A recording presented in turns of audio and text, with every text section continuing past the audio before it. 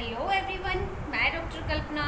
तो जब हमने अपनी लास्ट शॉर्ट वीडियो डाली थी तो उसके बाद बहुत लोगों का कहना है कि मैम आपने जब बात की थी उस वीडियो में कि बेबीज़ को लिटाकर दूध नहीं पिलाना चाहिए, तो ऐसा किस वजह से होता है, और ऐसा अगर कोई लेडी करती है या कोई भी महिला अगर अपने बच्चे को लिटाकर दूध पिलाती हैं, स्तनपान कराती हैं, तो उसके हमें क्या क्या नुकसान हो सकते हैं।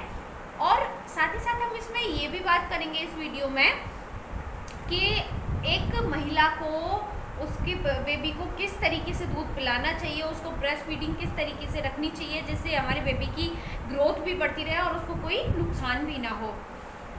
तो सारे संहिताओं में सारे आचार्यों ने, जितने भी आचार्य हैं, जैसे कि अगर हम बच्चों के मामले में बात करें तो छोटे बच्चों के मामले में हमारी जो कौमार भृत्य है, कौमार भृत्य की जो शाखा है, कौमार भृत्य की जितनी भी शाखा है उनका वर्णन जिसमें हमारे आचार्य ने किया है, हमारे आचार्यों ने उसमें बताया है। कौमार भृत्य से जैसे मैं समझ में आ रहा है हमारे बच्चों से रिलेटेड, जैसे बच्चे पैदा होने से लेकर और बड़े होने तक की जो उसकी प्रक्रिया होती है उसका उसमें वर्णन किया है। उसके अध्ययनों में, उसकी संहिता में जितने भी अध्याय हैं उनमें सारे बच्चों के लिए जो चीज़ हानिकारक है उसके बारे में बताया गया है, जो चीज़ उनको लाभ करती है उसके बारे में बताया गया है।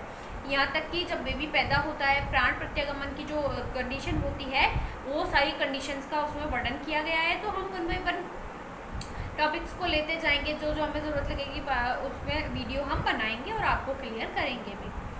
साथ ही हम बात करें तो अब हम जैसे इस वीडियो में तो हम मेनली बात करने जा रहे थे कि हमें अपने बेबी को लिटाकर दूध क्यों नहीं पिलाना चाहिए। एक माता को अपने जो बच्चा है उसको स्तनपान किस पोस्चर में कराना चाहिए, उसको किस तरीके से उसको स्तनपान कराना चाहिए, इसके बारे में हम आप इस वीडियो में बात करेंगे। तो बढ़ते हैं अपने टॉपिक की तरफ।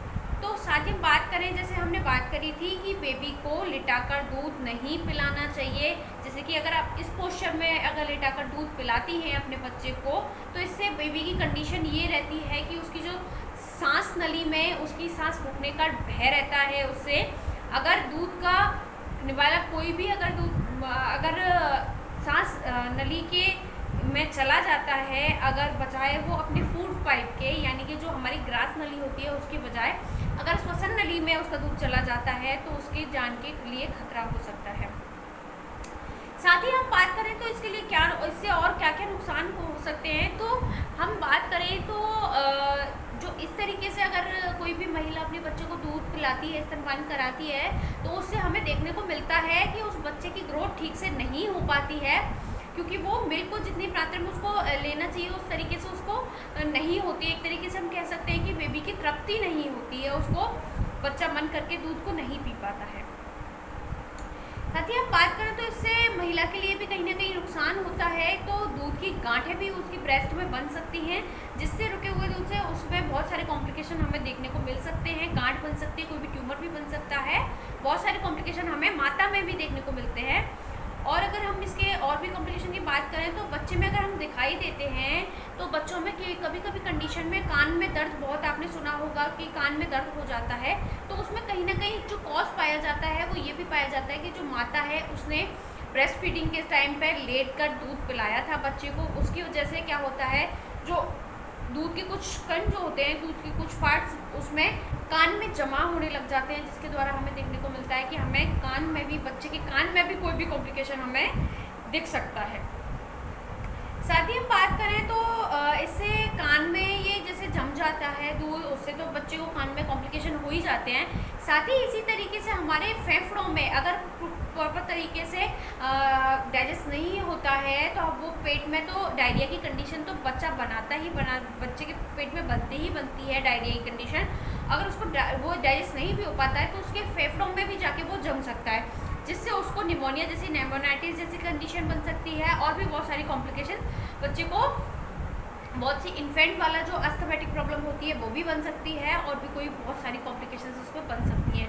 फेफड़े से रिलेटेड यानी कि लंग्स से रिलेटेड उसको कोई भी बीमारी बन सकती है। इसकी कॉम्प्लिकेशन से उसकी जान के लिए भी खिलवाड़ हो सकता है, क्योंकि फेफड़े जो है हमारी जो सांस नली को एक बेहतर जो फंक्शन उसका होता है उसको प्रोवाइड नहीं कर पाएंगे, तो इससे हमें बहुत सारे कॉम्प्लिकेशन देखने को मिलते हैं। तो मैं आपको यही सजेस्ट करूँगी कि कभी भी बच्चे को लिटाकर दूध नहीं पिलाना चाहिए। सभी माताओं को ये बात ध्यान में रखनी चाहिए। स्पेशली ये ऐसा माताएं कब करती हैं, जब वो रात को सो रही होती हैं, बच्चा रोता है तो वो लेटे लेटे दूध पिला देती हैं। तो ऐसा उनको बिल्कुल नहीं करना है। थोड़ा सा आलस हमको त्याग देना है और हमें उनको अपने बच्चे को बिठाकर ही दूध पिलाना चाहिए।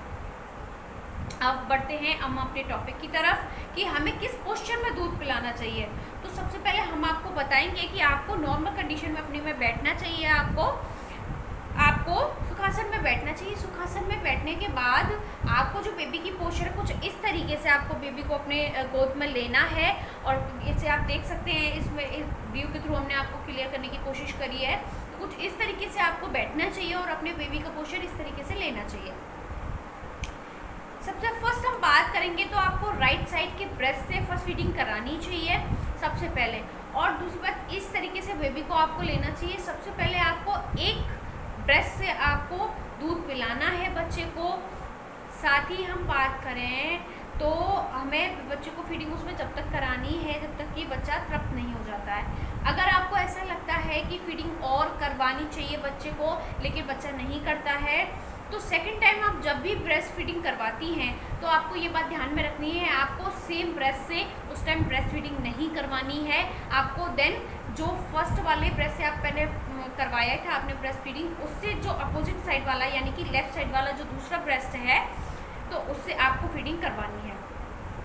क्योंकि क्या होता है कि जो ब्रेस्ट मिल्क का जो अच्छा पार्ट होता है, जो पहले का पार्ट होता है, उसको बेबी ऑब्जर्व कर लेता है और जो बचा हुआ पार्ट जो रह जाता है ब्रेस्ट में, बच्चे जो नहीं पीते हैं उसको हाइंड मिल्क बोला जाता है। वो बच्चों के लिए डायरिया की कंडीशन का कॉज करता है और वो बहुत सारी जो बच्चे की डाइजेशन है उसमें बहुत सारी कॉम्प्लिकेशन करवाता है।